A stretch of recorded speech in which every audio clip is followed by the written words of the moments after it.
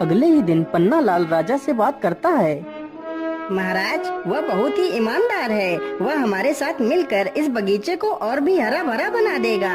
ठीक है पन्नालाल, तुम कल ही अपने मित्र को अपने साथ लेकर आना। अगले ही दिन पन्नालाल हीरालाल को भी अपने साथ ले जाता है। हीरालाल, तुम्हें अपने मित्र के साथ मिलकर इस बगीचे की देखभाल करनी है।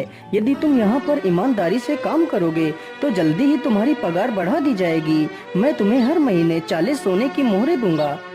ठीक है महाराज, मैं पूरी ईमानदारी से आपका काम करूँगा। महाराज, आपका बहुत बहुत धन्यवाद जो आपने मुझे इस काबिल समझा।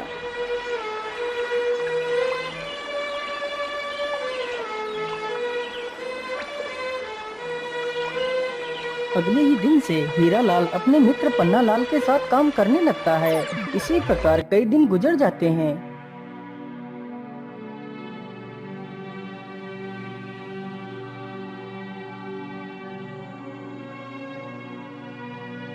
अरे पन्नालाल, आज तुम्हें क्या हुआ? क्या आज तुम राजमहल नहीं जाओगे? अरे भाई, मैं तुम्हें क्या बताऊं। आज तुम अकेले ही चले जाओ। आज मेरी तबीयत कुछ ठीक नहीं लग रही है। महाराज को कह देना कि मैं आज नहीं आ सकता। हीरालाल अकेले ही जाता है और बगीचे में काम करने लगता है।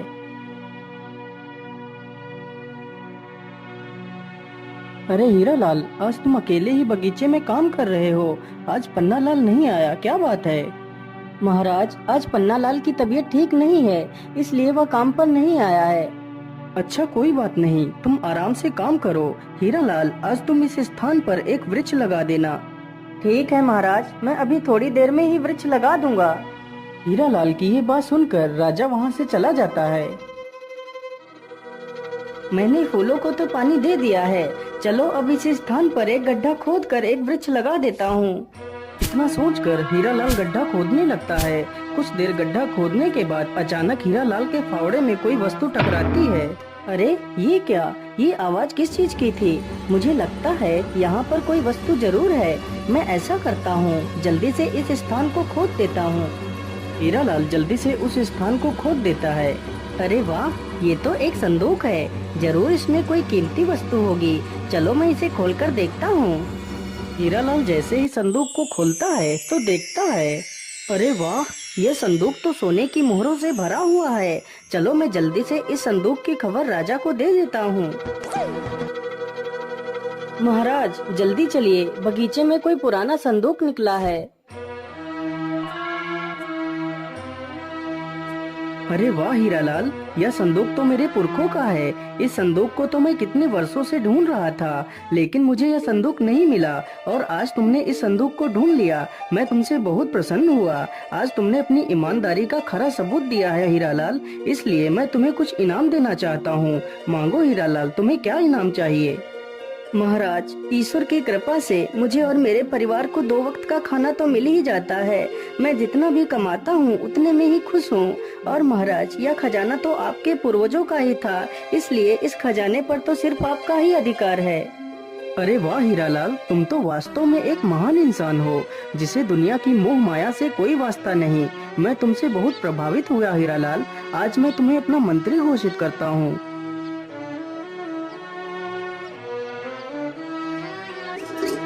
अगले ही दिन से हीरालाल मंत्री बन जाता है।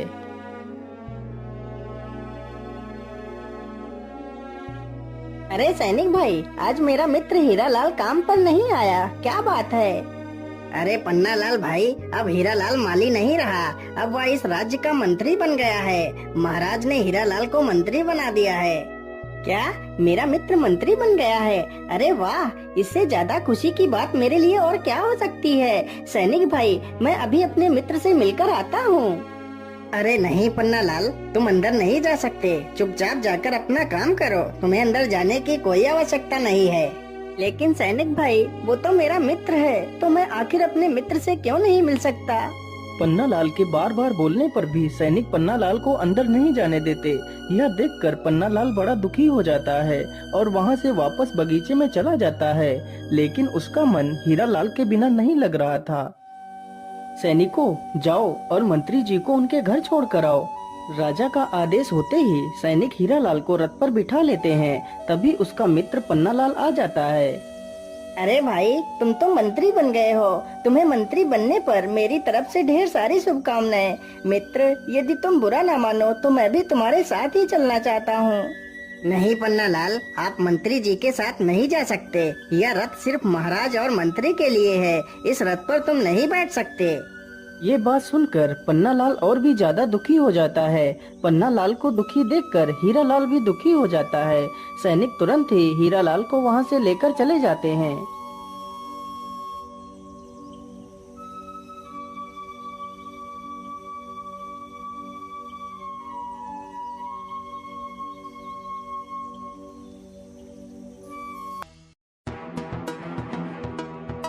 अरे ये क्या? ये वृक्ष अचानक से सूखने कैसे लगा? देखते ही देखते पूरा वृक्ष कुछ ही पलों में सूख जाता है। ये देखकर पन्नालाल काफी ज्यादा परेशान हो जाता है। अरे ये क्या? ये तो सारा पेड़ सूख गया। महाराज को तो यह बगीचा अत्यंत प्रिय है। यदि बगीचे में कुछ हो गया तो महाराज मुझे नौकरी से भी निकाल देंगे। मुझे जल्दी से चलकर महाराज को सारी बात बता देनी चाहिए। पन्नालाल तुरंत ही राजा के पास जाता है और सारी कहानी सुना देता है। लेकिन पन्नालाल, आखिर अचानक से पेड़ कुछ ही पलों में कैसे सूख सकता है? इसका क्या कारण है? महाराज, ऐसा होना संभव है।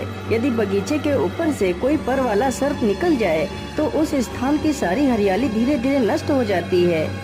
लेकिन मंत्री जी, क्या इस रोग को रोकने का कोई उपाय नहीं है?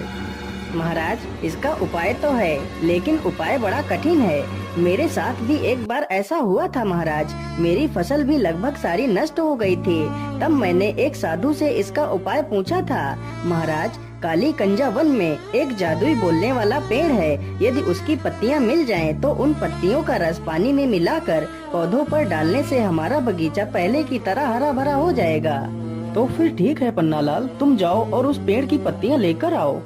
क्षमा कीजिए महाराज, लेकिन उस पेड़ से पत्तियां लाना सबके बस की बात नहीं है। वह वृक्ष पहले पहेलियां पूछता है, फिर अपनी पत्तियां देता है। तो इसमें और भी अच्छी बात है। आखिर मैं भी देखूं पन्नालाल कितना बुद्धिमान है। महाराज, यदि आपकी आज्ञा हो तो मैं भी पन्नालाल के साथ जाना चाहता हूँ। नहीं मंत्री जी, यह छोटे मोटे कार्य तो हमारे नौकर भी कर सकते हैं। तुम्हें वहाँ जाने की कोई आवश्यकता नहीं। राजा इतना कहकर पन्नालाल को अकेले ही पत्तियां लेने के लिए भेज देता है। लेकिन हीरालाल अपने मित्र के लिए बहुत ही चिंतित था। पन्नालाल उस पेड़ को ढूंढते ढूंढते उसी काली कंजा वन में पहुंच जाता है।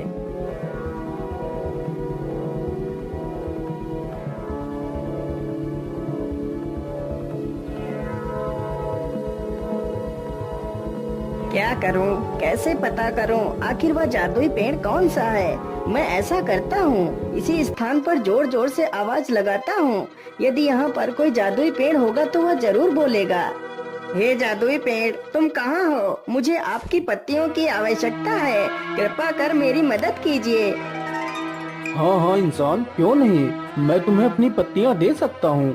यदि तुम मेरी 3 पहेलियों के सही जवाब दोगे तो मैं तुम्हें अपनी पत्तियाँ दे सकता हूँ। लेकिन याद रहे, यदि तुमने मेरी पहेलियों के गलत जवाब दिए तो मैं तुम्हें हमेशा के लिए बंदी बना लूँगा। ठीक है वृक्ष देवता, आप अपनी पहेली पूछ सकते हैं। तो फिर बताओ मेरी पहली पहेली, ऐसा क्या है जिसे हम देख तो सकते हैं लेकिन छू नहीं सकते? पन्नालाल पहेली सुनकर डर जाता है, क्योंकि उसे उस पहेली का जवाब नहीं पता था। मुझे लगता है तुम्हें मेरी पहेली का जवाब नहीं पता है। चलो मेरी दूसरी पहेली सुनो। मैं अलबेला कारीगर, काटू काली घास, राजा रंक सिपाही, सिर झुकाते मेरे पास। तथा मेरी तीसरी पहेली, खुशबू है पर फूल नहीं, जलती है पर जलन नहीं। लेकिन वृक्ष देवता, मुझे तो इन तीनों पहेलियों का जवाब नहीं पता है। अरे इंसान, तुमने तो मेरी एक भी पहेली का जवाब नहीं दिया, इसलिए मैं तुम्हें पत्तियां नहीं दे सकता और वादे के अनुसार तुम्हें बंदी बनाना पड़ेगा। इतना कहकर वृक्ष पन्नालाल को बंदी बना लेता है। उधर पन्नालाल का मित्र हीरालाल पन्नालाल से मिलने के लिए तरकीबें सोच रहा था। महाराज, आज मेरा स्वास्थ्य कुछ ठीक नहीं लग रहा, इसलिए आज मैं आराम करना चाहता हूँ महाराज। ठीक है मंत्री जी, आप जाकर आराम कर लीजिए। मंत्री चुपचाप महल के पीछे के दरवाजे से निकल जाता है।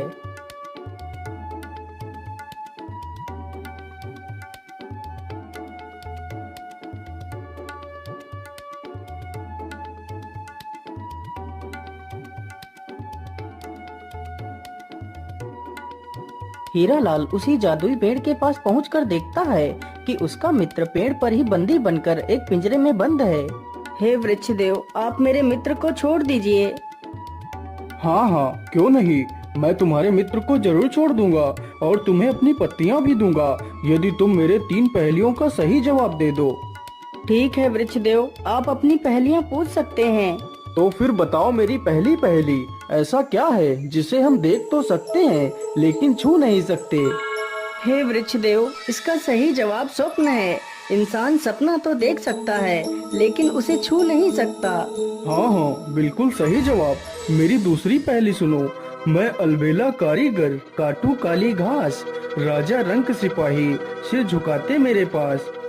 हे वृक्षदेव, इसका सही जवाब नाई है। नाई के पास हर किसी को अपना सिर झुकाकर ही बाल कटवाने पड़ते हैं। अरे वाह वाह, तुम तो कितने बुद्धिमान हो। अब मेरी तीसरी और आखिरी पहेली सुनो।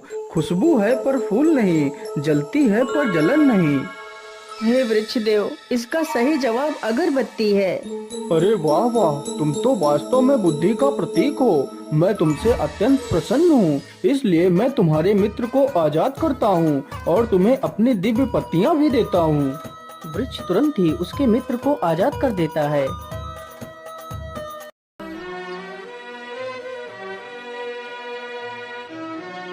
हीरालाल अपने मित्र पन्नालाल को अपने गले से लगा लेता है। मेरे मित्र, मैं मंत्री बनकर तुमसे कितना दूर हो गया। मुझे मंत्री नहीं बनना है। पहले तो हम साथ में ही रहते थे, साथ में ही काम करते थे, लेकिन अब तो तुमसे मिलना भी मुश्किल हो जाता है।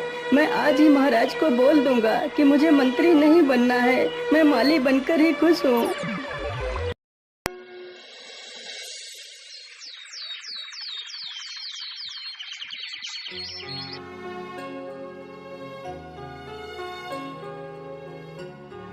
लेकिन मंत्री जी, आप मंत्री क्यों नहीं बनना चाहते? इस पद के लिए तो लोग पागल हो जाते हैं, लेकिन तुम ऐसा क्यों करना चाहते हो? महाराज, मैं मंत्री बनकर अपने मित्र को खोना नहीं चाहता। यदि मैं आज उस वृक्ष के पास नहीं जाता तो मेरा मित्र वापस लौटकर कभी नहीं आ पाता। मैं मंत्री बनकर अपने मित्र से पूरी तरह अलग हो चुका हूँ। अब मैं अपने मित्र को नहीं खोना चाहता, इसलिए मैं मंत्री नहीं बनना चाहता महाराज। मुझे एक माली बनकर ही रहना है। हीरालाल की ये सारी बातें सुनकर राजा भी भावुक हो जाता है। वाह हीरालाल वाह, तुम तो नाम के ही नहीं बल्कि सच में एक हीरे हो। मैं तुम्हारी मित्रता को प्रणाम करता हूँ। आज से तुम हमेशा अपने मित्र के साथ ही रहोगे। इस प्रकार हीरालाल और पन्नालाल फिर से दोनों साथ में ही काम करने लगते हैं।